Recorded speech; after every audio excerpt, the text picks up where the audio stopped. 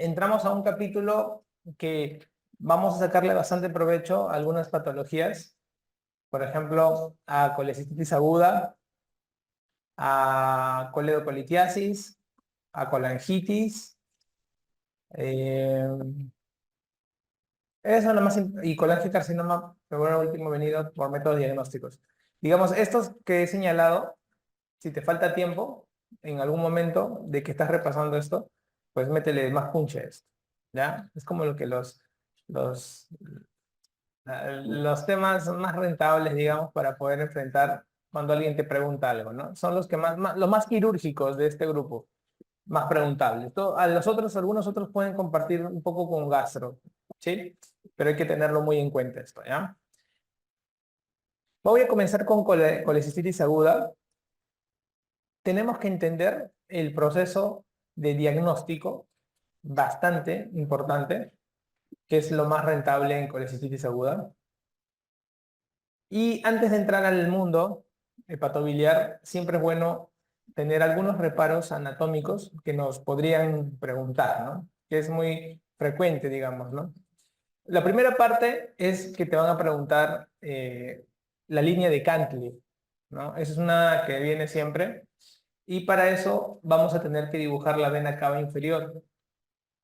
Y es muy importante, que lo pone de otro color, a ver, que se entienda esto, miren. El borde izquierdo de la vena cava inferior y el borde derecho, ¿ya? De la vesícula biliar. Puedes creer que una cosa así tan sencilla, ¿no? Parece tonta, pero esto lo preguntan. La línea de Cantley. ¿Y para qué sirve la línea de Cantley? Es la división anatómica del hígado en derecho e izquierdo. Entonces, esto es un dato importante. ¿Ok? Bien. Esta parte de aquí, cuando levanto el hígado, ven acá el agujero de Winslow, ¿para qué sirve? Solamente para que te acuerdes del ligamento hepatoduodenal. Este es el ligamento que se clampa en la maniobra de Pringle cuando hay trauma hepático. Es lo más importante de este gráfico. ¿Ok? En la maniobra de Pringle. Bien. Es muy importante la segmentectomía. Trato de no solaparme con los datos de anatomía que ustedes tienen para evitar perder tiempo. Pero lo más importante que debes recordar aquí, aparte de la segmentación, es este, el segmento 4. El segmento 4 tiene un nombre, también le llamamos cuadrado. Eso pregunta. ¿Ok? Esto es muy importante. Ahora, si ustedes se dan cuenta, si yo paso una línea y paso esta línea por el lado derecho de la vesícula biliar, igualmente, ¿ante qué me estoy poniendo? La línea de la cisura sagital portal. Es otra forma que te pueden poner en las preguntas de examen para ver la separación anatómica, ¿correcto? Si levanto el hígado, me voy a encontrar con este lóbulo, el lóbulo caudado. Entonces me van a preguntar el cuadrado, que viene de la CD4, y el caudado. No te vas a confundir, ¿ah? Ay, doctor, no. El caudado, acuérdate que es el lóbulo que tiene independencia. ¿Por qué tiene independencia? Incluso es tan independiente que le ponen nombre, lóbulo de Spiegel. Pregunta de examen, ¿eh? Tiene independencia porque tiene un drenaje independiente a todos. Puede drenar a la vena cava inferior o a la porta. Y tiene una irrigación independiente. Generalmente va a venir quien irriga el lóbulo caudado, te podrían poner, ¿no? La irrigación generalmente está por parte de la misma arteria hepática. Entonces, es bastante interesante. Y ahorita tocó la palabra arteria. Entonces, vámonos a las arterias. ¿De qué nos podrían preguntar de la anatomía vascular arterial? Mire, cuando tú estás rotando Cuando venían rotando los alumnos, ponte al servicio de trasplante de hígado en Almenara, habían 3 preguntas que no podía fallar un médico. Incluso tú postulas a trasplante, hay 3 preguntas que te van a hacer siempre. En las preguntas de residentado, nunca he visto una pregunta que no se haya preguntado de esas 3, porque es muy, muy importante. La primera es esto. Miren, la irrigación del hígado viene de la arteria hepática común, que viene del tronco celíaco, ¿cierto? Y luego sale la arteria gastroduodenal y se queda la arteria hepática propia. Hasta ahí creo que todo el mundo está bien. El problema viene después, que nadie sigue en la anatomía. La arteria hepática derecha es muy importante. Entonces voy a hacer esto, miren. Voy a hacer crecer la arteria hepática derecha. Es la arteria más preguntada en cualquier servicio. La arteria hepática derecha. La arteria hepática derecha es la que irriga en mayor proporción a la vesícula biliar. Quiere decir entonces, ¿cómo se llama esa arteria que sale de aquí? La arteria cística, pregunta de examen. ¿De dónde viene la arteria cística? De la hepática derecha. ¿Ya? Estoy haciendo crecer la hepática derecha. Otra pregunta. Miren aquí. Ven acá que dice arterias coledocianas. Voy a ponerlo un poco grande. Arterias coledocianas. Ya, las arterias coledocianas, miren, van a venir ¿de dónde? De la hepática derecha también. Entonces las arterias coledocianas también van a venir de la hepática derecha. Esas son 2 preguntas de cirugía, digamos, que se pueden trabajar, ¿no? Eso es muy, muy buena. Otra, la arteria, como ustedes pueden observar, la arteria hepática propia, que es la que da la irrigación al hígado. Pregunta de examen. Lleva normalmente el 20% de sangre. ¿Ok? Porque el 80% de sangre, ¿de dónde viene? De la vena porta. La vena porta lleva el 80% de sangre. Pero la diferencia entre una y otra es que el 50% de oxígeno lo lleva la arteria y el otro 50% lo lleva la vena porta. Eso, pregunta de exámenes. Porque te van a preguntar quién lleva más oxígeno. Iguales. Y lo otro, ¿quién lleva más volumen de sangre? La porta. Son 2 preguntas más que te pueden venir, ¿ya? Entonces, eso es muy importante. ¿Quiénes forman la vena porta? La vena mesentérica superior y la vena esplénica. Acuérdate que la mesentérica inferior termina en la esplénica, entonces viene la esplénica acá. ¿Se forman dónde? Detrás del cuello del páncreas. Pregunta de examen de reparo quirúrgico. Detrás del cuello del páncreas, ahí se forma la vena porta. ¿Ya? Entonces miren cuántos datos estamos dando de los reparos quirúrgicos. Ahora, ya que he hablado del territorio hepatovesicular, quiero hablar de esto porque en cirugía importa mucho.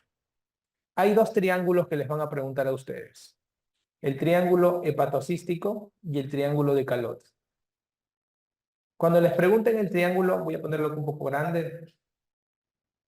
Cuando les pregunten a ustedes el triángulo hepatocístico,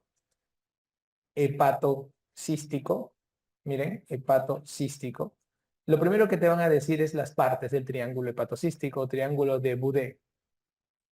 Debajo del triángulo, ¿qué contiene? Eso también te van a preguntar. ¿Ok?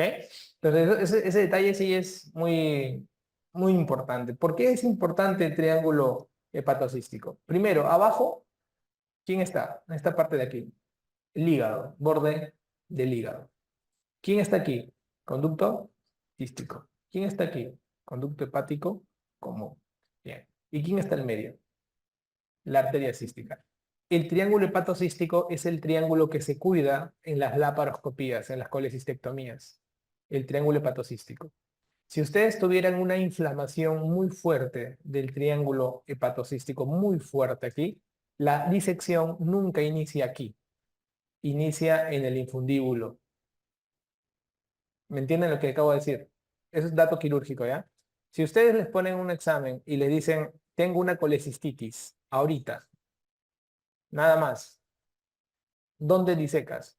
Todos van a comenzar a disecar acá, buscando la arteria cística para quitarla. Pero si está muy inflamado y te ponen eso, está muy inflamado, tú al toque piensas que esto está pegado al colédoco. Entonces tú vas a decir, no, esta vaina, todo esto de acá está pegado al colédoco. Entonces voy a comenzar por el infundíbulo, ¿correcto? Y se puede hacer una disección del infundíbulo hacia arriba, ¿correcto? Cuando hacen generalmente estas disecciones, se le llama disecciones indirectas hacia arriba, ¿no? Y si vienen del fondo para abajo, más directo, ¿no? Como que vas dirigido a lo que tú quieres. Pero generalmente esto ténganlo en cuenta. Aléjense del triángulo hepatocístico en las inflamaciones. El triángulo de Calot, en cambio, ¿cuál es la diferencia? Que en el triángulo de Calot, una de las paredes es la arteria cística. La arteria cística está aquí y es parte del triángulo de Calot. Las otras partes, si se dan cuenta, son los mismos, las mismas partes del triángulo hepatocístico. Solo cambia el techo entonces. La pregunta de examen es, ¿qué contiene el triángulo de Calot? Muy bien, el ganglio de Mascagni. El ganglio de Mascagni. Entonces, el contenido del triángulo hepatocístico es la arteria cística y el contenido del triángulo de Calot es el ganglio de Mascagni. Esos son datos generales importantes que ustedes deben tener en cuenta. En la histología, solamente me importaría que ustedes recuerden que existen tres terminologías que se usan: el lobulío clásico, el lobulío portal y el acino hepático, ¿correcto? La diferencia entre uno y otro es por un tema histofuncional, ¿ok? Normalmente, si ustedes ven, al centro de un hepatocito está la vena centrolobular, ¿correcto? Y en los vértices tenemos la pequeña tríada portal. ¿Esto para qué sirve? Si uno hace un cruce, se va a dar cuenta de que la terminología que más van a ver ustedes no es de lobulío clásico ni lobulío portal, sino de acino hepático. ¿Y el acino hepático para qué sirve? Para crear estas tres zonas.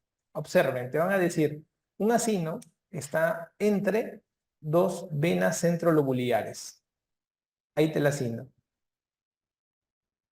¿correcto? Y entonces comienza así. Cuando tú unes dos venas centrolobulares sale un rombo. Entonces, en el número 1 está el área que tiene más oxígeno y por lo tanto acá actúa más el P450. Y el área que está más alejado, el 3, es el área que tiene menos oxígeno. Y es el lugar que los tóxicos ya producidos por el hígado terminan dañando más. Por ejemplo, si usted toma alcohol, el área 1 va a ser el primer metabolismo, el primer área que va a metabolizar. Y luego termina, el alcohol metabolizado termina yendo al área 3. Entonces, por eso es muy importante que el área 1 es un área de procesamiento, si se dan cuenta. ¿Sí? Procesa todos los tóxicos que el hígado tiene que trabajar. Eso es un área muy importante. Entonces, te pueden preguntar eso, ¿no? Y está cerca ¿a qué? A los periportales. Entonces, el área 1 es el primer área que se daña, pregunta de examen, ¿correcto? Porque detoxifica cualquier tipo de tóxico que usted conozca. Y el área 3 es el área que tiene menos oxígeno, ¿correcto? Entonces, acuérdense que las enzimas que van a trabajar más es en el área 1. Eso sería una buena pregunta de examen que no ha venido hasta la fecha. Entonces, te lo puedo dejar. Ahora, por parte del lobulío clásico, no se olviden que si a ustedes les preguntan cuál es la unidad funcional del hígado, es el lobulío clásico. Esta es la unidad funcional, ¿no? La unidad funcional. Correcto. Bien, cuando hablamos ya de patología biliar, ¿qué tenemos que saber? Primero, hay que recordar el ciclo de la secreción biliar. La vesícula biliar es un órgano que normalmente tiene 50 mililitros de bilis, que puede llegar a ocupar hasta 300 mililitros de capacidad. En 24 horas, tu cuerpo produce más o menos cerca a 600 a 800 mililitros. Algunos hasta incluso 1 litro. Pero este es el promedio que en Perú podemos manejar con todos, ¿sí? El proceso de la liberación de la bilis, ¿por qué se da? Porque cuando usted come, normalmente el alimento llega al duodeno, y en el duodeno y el yeyuno, sobre todo duodeno, se libera colecistoquinina por las células I. La colecistoquinina tiene dos efectos en su liberación del duodeno. El primer efecto es que la colecistoquinina va a la vesícula biliar. Pregunta de examen: ¿quién es el principal estimulante para la contracción de la vesícula? La colecistoquinina. Es el más potente. El más potente estimulante de la contracción de la vesícula biliar, la colecistoquinina. Ese es el primer efecto. Después de comer grasas, la colecisto hace eso en la vesícula biliar a través del torrente sanguíneo. Pero también estimula a unas aferencias vagales.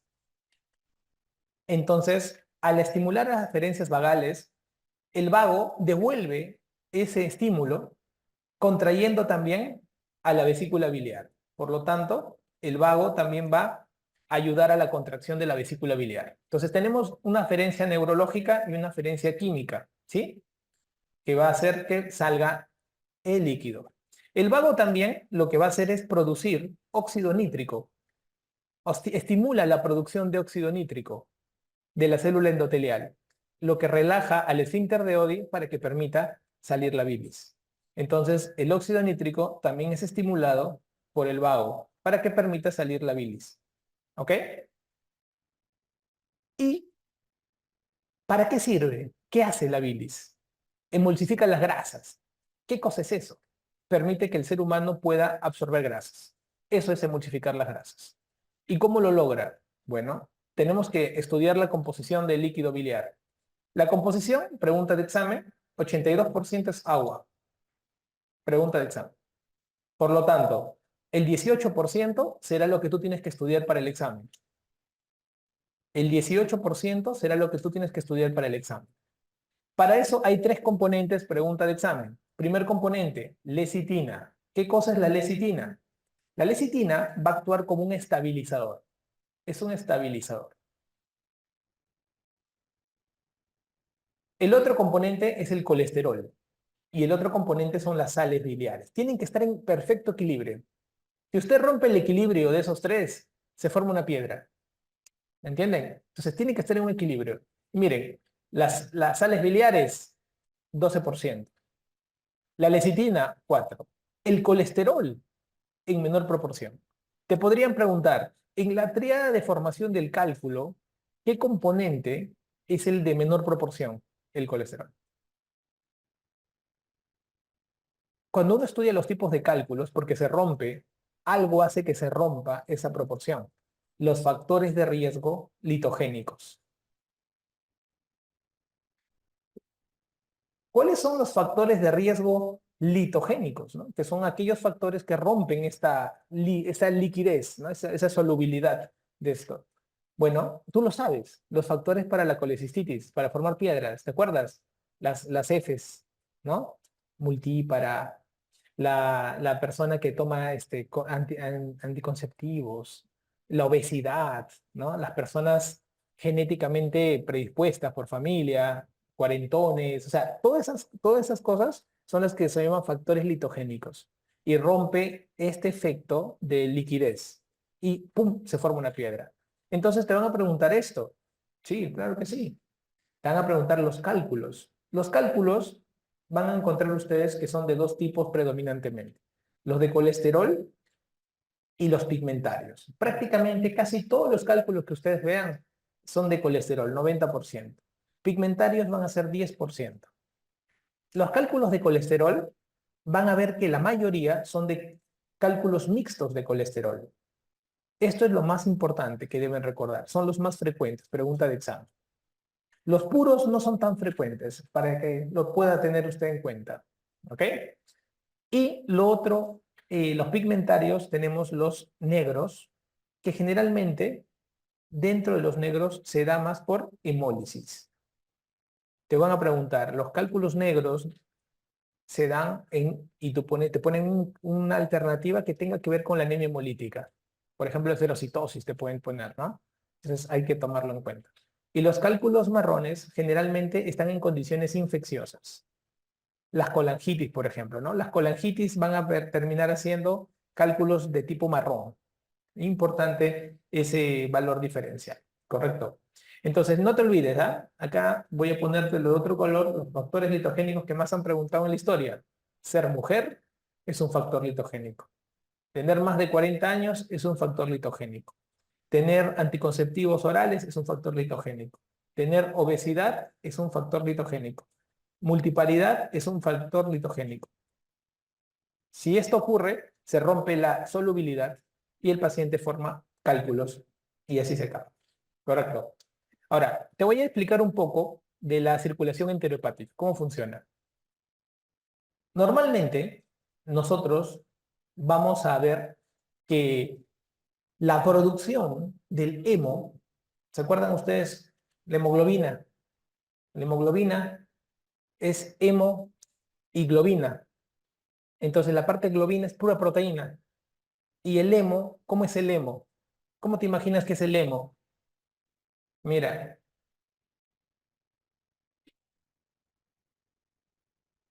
normalmente vamos a ver nosotros que la parte del hemo está dentro de un grupo. Imagínate un carro con 4 asientos, ¿sí? Cada uno de los asientos tiene hierro. Entonces, normalmente en una hemoglobina ustedes van a encontrar así 4 moléculas de hierro, que cada una capta oxígeno, ¿correcto? Entonces, cuando se rompe y se separa todo este grupo, la globina se rompe y se queda este paquete es el hemo.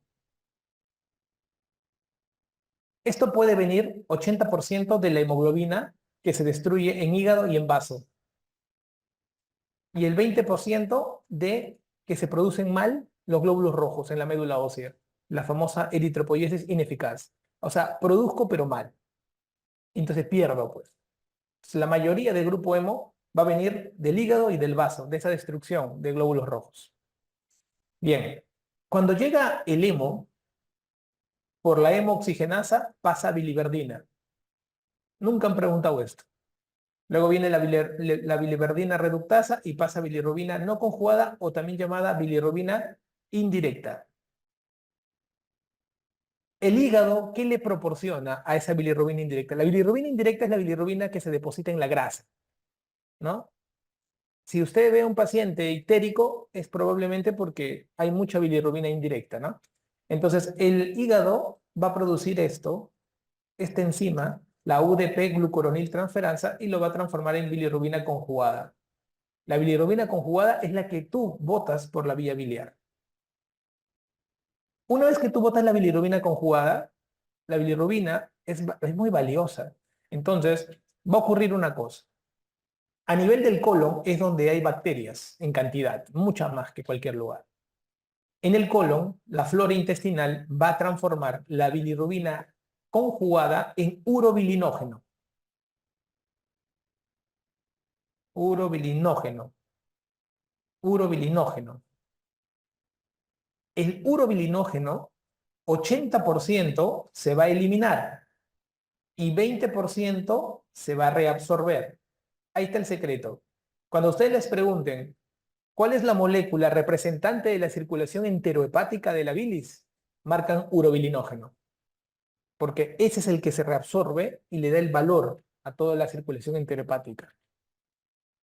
El urobilinógeno que se reabsorbe entra, y esa es la pregunta de examen de la circulación enterohepática, ¿ves? De lo que ese 20% que entra, 95% se va al hígado a nuevamente a seguir haciendo la circulación. ¿Se entiende? Y un 5% se va al riñón. Y el urobilinógeno se va a terminar transformando en urobilina y ese le da la coloración amarillenta a la orina. Doctor, ¿y qué pasa con este 80% de urobilinógeno que está en el colon? Se transforma en estercobilina y le da coloración a las heces. De tal manera, ya sabes cómo se da la coloración de orina y heces. ¿Sí? Es muy importante que ustedes sepan cómo ocurre este proceso. Ahora, si yo tengo un paciente, un caso clínico, y me ponen enzimas, no necesito llevar un curso de enzimas para saber cuál es la vía hepática que está afectada. Miren, si ustedes dibujan acá el hígado, vamos a dibujar acá, van a ver ciertas preguntas de examen que ustedes conociendo nada más el área, saben qué enzima está alterada. Por ejemplo, en todo lo que es la vía extrahepática, todo lo que está por fuera del hígado, generalmente van a encontrar elevación de la fosfatasa alcalina y la más específica para la vía extrahepática, la GGTP, la gamma glutamil transpeptidasa. ¿Sí? Cuando ustedes vean elevación de la vía hepática, cualquier situación que suceda en la vía biliar intrahepática, se va a elevar la 5-nucleotidasa. 5-nucleotidasa de la vía hepática. Y todo lo que es extrahepática, fosfatasa alcalina y gamma glutamina, para que lo tengan presente. ¿Ok? Esto se los digo porque van a venir preguntas de examen de eso. Y ustedes al toque van a ubicarse, pero GGTP está elevado, este es biliar extrahepático. Así van a tener que responder. ¿Ya? Una vez conociendo estos conceptos, que son conceptos necesarios pues, para poder llegar a este tipo de... Imagínense que yo comenzara de frente, ¿no? Colecistitis aguda, paciente robot. No, tranquilo, ya va a llegar su momento donde vas a robotizar todo, pero ahorita tienes que entenderlo, ¿no? Cada proceso. Si nosotros llegamos a esta etapa, primero hay que diferenciar cómo nos vamos a enfrentar. Miren, el paciente viene con dolor en hipocondrio derecho en todas las preguntas de examen. Si el dolor dura menos de 6 horas, esto se debe a un cólico biliar. Si el dolor dura más de 6 horas, probablemente estemos ante una inflamación, una colecistitis aguda. El tiempo importa acá bastante con respecto a las preguntas de examen, para que lo tengan en cuenta. ¿Ok? O sea, quiere decir que antes de 6 horas es una cosa mecánica y después de 6 horas se transforma en algo inflamatorio. Ese concepto hay que entenderlo así. ¿Ah? La mayoría de las preguntas de examen nos hablan de un cálculo que se impacta en el bacinete. Un cálculo que se impacta en el bacinete.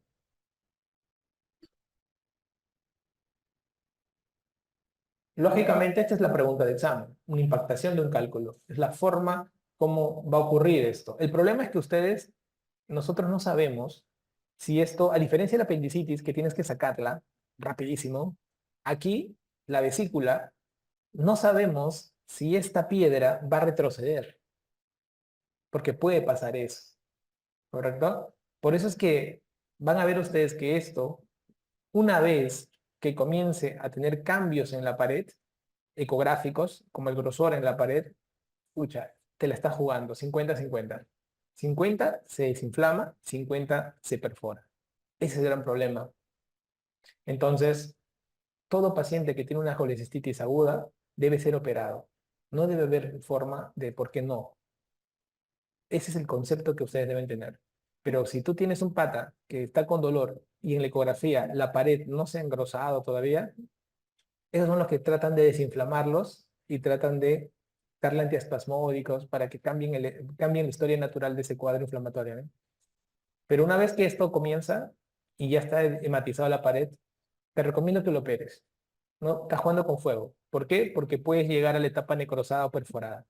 Acuérdate que nos preguntan también en los exámenes qué parte de la vesícula se perfora más. Y ustedes saben que la arteria cística viene y irriga así y las ramitas más pequeñitas van al fondo. Por lo tanto, el fondo va a ser la parte que más se perfora. El fondo. Las colecistitis alitiásicas tienen una presentación un poco distinta, porque no se deben a una obstrucción visible, sino se deben a un estado de hipoperfusión. Va a haber una condición que el paciente esté en un estado crítico, esa es la palabra, en un estado crítico. Por eso que las preguntas de examen, siempre el paciente está en una unidad de cuidados intensivos con soporte hemodinámico. Y ustedes ven que el paciente estando en UCI debuta con una molestia en hipocondrio derecho, pero él está entubado, ¿cómo se va a dar cuenta uno? Cuando lo está explorando, haciendo el examen físico, nota una resistencia abdominal. Le hacen la ecografía y encuentran inflamada toda la vesícula. Entonces, la causa, cuando vean preguntas de paciente en UCI, es más típica de las alitiásicas. Así te digan que el paciente tiene por ahí antecedente de una piedra, por ahí es obeso, no importa. Te están poniendo un contexto para que ustedes sean malintencionados con los pacientes que están en UCI y que debutan con esta situación, ¿sí?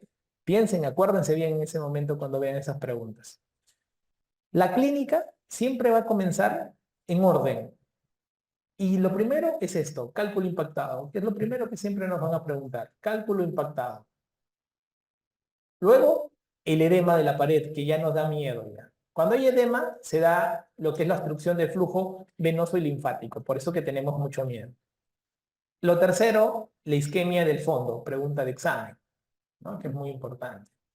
Y cuarto, vamos a ver que las bacterias van a poder colonizar esto. Por eso que vas a ver que esto va con antibiótico rápido. ¿Cuál es la bacteria? Si analizamos un poco las estadísticas, la que viene más, las enterobacterias, sobre todo el E. coli. Pregunta de examen. Por eso que de frente, ceftriaxona, ¿no? Siempre hay un dicho que dice, del ombligo para arriba, ceftriaxona, y del ombligo para abajo, cipro. Y si es anaerobios, todo el abdomen, metro, y por encima del diafragma, clinda. Esta regla es la regla para anaerobios y esta es la regla bacteriana para aerobios. ¿Sí? Con esos datos van a poder hacer empírico.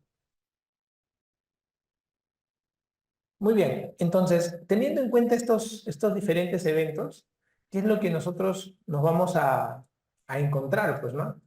Con la clínica del paciente. El paciente viene, paciente robot, con dolor en hipocondrio derecho. Va a encontrar signo de Murphy usted. El signo de Murphy se puede encontrar en cualquier condición de obstrucción de la vía biliar, pero que tiene que ser aguda y por piedra. Si hay una colangitis, la colangitis puede ir con Murphy.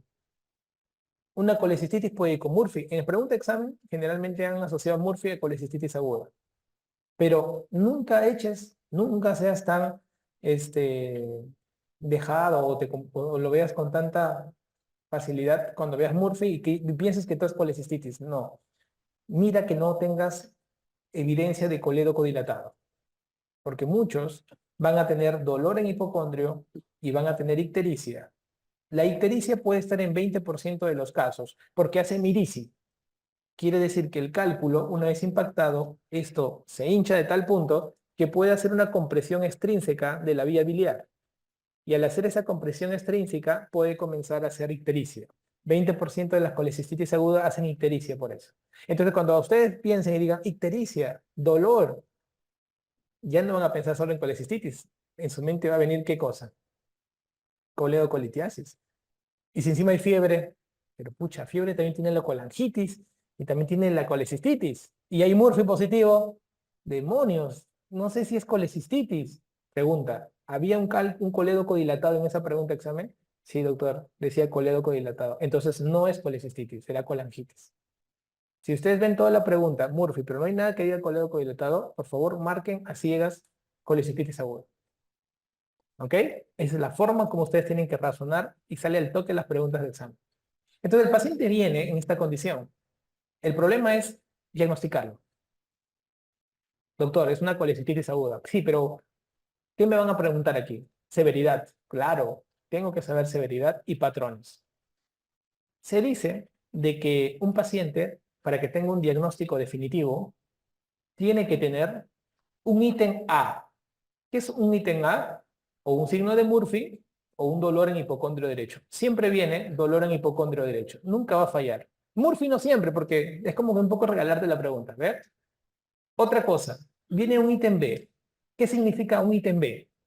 Significa signo de inflamación sistémica. Generalmente, nunca hay pierde con fiebre, que no lo ponen normalmente, ¿eh? Ojo, ¿eh? No lo ponen porque tienen miedo de confundirte con colangitis. Entonces no lo ponen. Pero si lo ponen, ya sabes que puede ser, es un signo. Y el otro es el recuento de glóbulos rojos, glóbulos blancos que siempre viene. Hay un corte aquí, acuérdate, 18. Yo te voy a decir, ¿por qué 18, doctor? Pero cuando tú veas leucocitosis más 18, moderado. En tu mente el toque piensa en moderado. Es un corte así mañoso. ¿Ya? Lo tienes que tener en cuenta. Mira. Ítem C, imagen. En las imágenes, ¿qué vamos a ver? Ven esta piedra y van a preguntarnos dos cosas. Nos van a preguntar, ¿cuál es la imagen inicial? La ecografía es la imagen siempre inicial. Y por ahí ha venido alguna vez gammagrafía, ¿no? El IDA, que es la gammagrafía. ¿Para qué sirve la gammagrafía? Solo sirve para una cosa, diferenciar un proceso agudo de un crónico. Nos permite la diferencia de una colecistitis aguda de una colecistitis crónica calculosa. Solo eso. ¿Por qué? Porque tiene una mayor especificidad. Eso es muy importante. ¿Ok? El paciente con colecistitis crónica calculosa generalmente no va a excluir a la vesícula. No la excluye, como pueden ver aquí. En cambio, en un agudo se excluye. Es lo único. ¿Qué voy a encontrar en la ecografía? ¿Qué es estudiado en la ecografía? Primero, el tamaño. Tamaño. Entonces, en el tamaño voy a encontrar el famoso 10 por 4, ¿no? Importa mucho. Más de 10 de longitud por más de 4 de ancho. Segundo, la pared. Una pared basta que sea mayor de 5 milímetros, te habla de un cuadro agudo importante. Con más de 3 ya es positivo, pero con más de 5 no hay forma que se escape. 3. Si te ponen a ti edema perivesicular, es otro signo de inflamación local. Y 4, que es muy importante, cálculo. Cálculo impactado. Entonces, doctores, ustedes tienen que saber la diferencia de una colecistitis leve, moderada y severa. En las preguntas de examen importa, porque si usted sabe que es una severa, sabe qué va a hacer. Si es moderada, qué va a hacer. Muy sencillo. Para poder saber cómo diagnosticar, acuérdate que hemos hablado, un hallazgo local, que nunca falla el dolor en hipocondrio derecho, un hallazgo sistémico, que nunca falla la leucocitosis, y una imagen, que son estas cosas que te he puesto. Pero ahora dime si es leve, moderado o severo. Este es un cuadro muy preguntado después del apendicitis, por lo tanto hay que ser maestro en esto. Entonces, si es severo, ¿qué voy a pensar?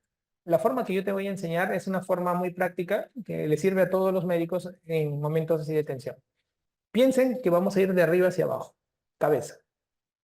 Cada vez que hay un daño severo, usted va a marcar severo, es porque hay una disfunción de un órgano. Comencemos con el cerebro. ¿Cuál es la disfunción de aquí? Trastorno del sensorio. Entonces tú imagínate, voy bajando, doctor, trastorno del sensorio. Entonces en tu mente es trastorno del sensorio. Y acá buscas y mira, trastorno del sensorio. Luego voy a bajar a los pulmones, ¿no? PAFI, menor de 300. Busco la pregunta PAFI. Ah, no, esta es difusión pulmonar. Entonces pongo acá. Me voy al corazón. Para el corazón, ¿qué es? Te van a poner que necesita droga para mantener la presión. Nada más. Me voy al riñón. La CREA, más de 2. Entonces estoy acá. Estoy en el riñón, me voy a un costadito, me voy al hígado. Trastorno de coagulación, coagulopatía. ¿Cuál es el primer factor de coagulación que se altera en una falla hepática aguda? en una falla hepática aguda. ¿Cuál es el primero que se altera? A ver, fuerte. El factor 7. Por lo tanto, vamos a encontrar alteración del tiempo de protrombina, muchachos. Lo primerito, ¿correcto? Ahora, vámonos a la sangre. ¿Qué vamos a encontrar en la sangre? Plaquetas menos de 100.000. Entonces, yo recomiendo a ustedes, si ustedes están aprendiendo a buscar severos, primero, acuérdense, en la colecistitis aguda tenemos que descartar, es por descarte. Tú tienes que buscar en orden así, por descarte. Cerebro, pulmón, corazón, riñón, hígado, sangre. Así tienes que jugar. Y con eso te evitas estar memorizando, pero te he enseñado los parámetros de severidad. ¿Por qué te digo que te invito a que lo domines? Porque lo que más preguntan es severo. Y te voy adelantando algo. Cuando veamos colangitis, esto es igualito para el severo. Así que tú lo vas a sacar del toque. O sea, vale la pena porque vas a quemar dos pájaros de un tiro. ¿Correcto? Entonces ya sabes cómo se presenta el severo. ¿Ya? Entonces, el paso 1 es descartar severo. Entonces dice, oye, la pregunta no tiene nada de severo. Check. No tiene nada de severo. Pucha, entonces podrá ser moderado. En moderado, solo quiero que busques tres cosas. La primera, el tiempo. Si una colecistitis se presenta en una pregunta con más de 72 horas, partiendo de ese momento ya es moderado. O sea, basado en el tiempo, ya es moderado. ¿No? Entonces, primero, mayor de 72 horas ya es moderado. Pregunta de examen. Segunda pregunta. Números, acuérdate, ¿eh? Moderados son números. Más de 72, más de 18. Leucos. Números. ¿Ya? Y esto. Palabras propias. Mira, colecistitis gangrenosa. Te pone, ¿no? ¿Cuál de estos caracteres típico de la moderada? Colecistitis gangrenosa. Palabras propias, moderado. Todo dijo moderado. Absceso pericolicístico, moderado. Todos los abscesos pericolicísticos, moderados. Absceso hepático asociado, peritonitis biliar, colecistitis enfisematosa. En el mundo moderado. Moderados. ¿Ya? Entonces, acuérdense, 5 probabilidades de examen. 5. Esto bien. ¿Ok? Entonces tú ves el caso clínico, descartaste que no es severo, descartas que no es moderado, check. Entonces será leve. El leve es por descarte. Entonces, en otras palabras, ¿qué has aprendido ahorita? Los criterios de Tokio no tienes que saberte la memoria. ¿Te has dado cuenta? Ahorita te paras en una emergencia, viene el paciente, al toque te das cuenta si es leve, moderado, severo. Entonces, eso es lo que tú debes saber. Tú debes estar preparado para el caso. A ver, ponme cualquier caso. Entonces, así tienes que ser tú. ¿Eh? Ahora, ¿para qué sirve esto que hablé? Para poder entender estos conceptos. Punto. ¿Correcto? Entonces, ¿qué tenemos que saber? Número 1. Doctor, yo sé que es una leve, sé que es una moderada, sé que es una severa. Perfecto.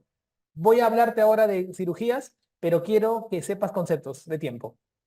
¿Qué significa operar a un paciente de manera urgente? Significa que lo operas en la emergencia. ¿Qué significa operar a un paciente temprano? En las primeras 72 horas.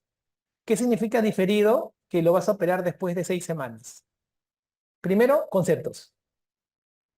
Segundo, vamos a tratar ahora cómo se trata un leve, un moderado o un severo. Comenzaremos primero por el peor, por el severo, que es lo que te preguntan primerito, ¿no? A los severos no lo toques. Si tú lo metes a anestesia a un severo, la probabilidad de morir es muy alta, más de 30%. No puedes, no, mucho, no puede ser. ¿Hay alguna forma que evite tanta muerte? Por supuesto, enfríalo. ¿Cómo lo enfrío? Le haces un hueco a la vesícula, que bote la vaina, que se desinflame todo 6 semanas y le sacas luego la vesícula. Entonces, esto sería la colecistostomía. Y luego le haces una colelab diferida.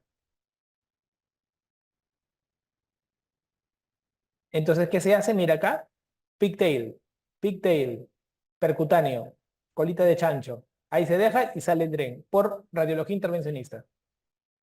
Lo ideal. Doctor, ¿cómo trabajo en los moderados? Las preguntas de moderados, ¿qué hago? Los moderados se tienen que operar urgentes, o sea, operar urgente, o sea, de emergencia. Así, puntual nomás. Doctor, y dentro de los moderados, usted me enseñó que había una indicación que es más de 72 horas. ¿Estamos? Sí. Había una indicación que era más de 72 horas. Doctor, ¿algún dato para eso? Mira, si tiene más de 72 horas y el paciente, escúchame lo que te digo, eso está en la guía, y el cirujano no tiene experiencia, el cirujano no tiene experiencia, recomiendo que hagas esto, con el lab diferida. O sea, tienes que vigilarlo activamente. Vas dándole antibiótico, lo vas chequeando, vamos viendo que todo esté tranquilo. ¿Por qué se hace eso? Porque si tiene más de 72 horas, puede ser que le hagas más daño, porque está todo pegado. Y si no hay experiencia, es mejor no hacer nada. Vas a estar rogando que él pertenezca al 60% de casos que se apaga, pero hay un 40% de casos que no se apaga y vas a tener que terminar operándolo a la mala, pero como se dice, ¿no? Entre riesgo-beneficio. Pues. Si es leve, tienes hasta 72 horas, o sea, una temprana, para poder operar. Doctor, ¿y por qué voy a esperar a una colecistitis recién para operarlo cuando esté inflamada? ¿No lo puedo operar, por ejemplo, desde que me da un cólico biliar? Sí, claro, hay una ley que dice, vesícula biliar que habla, se la saca. Así que usted si tiene una piedrita en la vesícula y alguna vez le viene un cólico biliar, opérese. No espere que esto desaparezca solo. Toda piedra que habla, se saca. Porque vas a terminar luego en esta situación. Y cuando lo operes, la técnica quirúrgica actual es la laparoscopía. Lo ideal es ir por partes, siempre primero tratando la parte del ilio propiamente y luego vas hacia arriba. En situaciones inflamatorias te vas a encontrar con estos problemas, ¿no? Normalmente, si ustedes hacen una cirugía de la zona infundibular, porque eso está muy inflamado, si eso está muy inflamado, entonces normalmente tú podrías estar haciendo una disección del infundíbulo y te vas disecando hacia arriba, va hacia arriba. Esta forma de alejarse de toda esta parte de acá es cuando acá hay mucha inflamación, ¿correcto? Entonces tú dices, no, hay mucha inflamación. Me voy hacia arriba. Entonces vas disecando y te alejas, te alejas, te alejas, te alejas de la zona peligrosa. Esta es una forma de disección indirecta, ¿no? Una directa es que vas hacia el lecho, lo generalmente recomendado en personas que tienen más experiencia, ¿correcto? Hay algunos que hacen la famosa, parten la vesícula y dejan la pared posterior del infundíbulo en la zona inflamada. Pero no es recomendable porque deja mucho tejido y hace como una bolsita, ¿no? O sea, es como que quitaras solo un pedazo y dejas esta parte posterior. Después puede volver a inflamarse. Por eso es que no es recomendable. Pero a veces se tiene que hacer cuando tienes un caso que está tú súper pegoteado y puede haber una lesión de colédoco. Es lo único.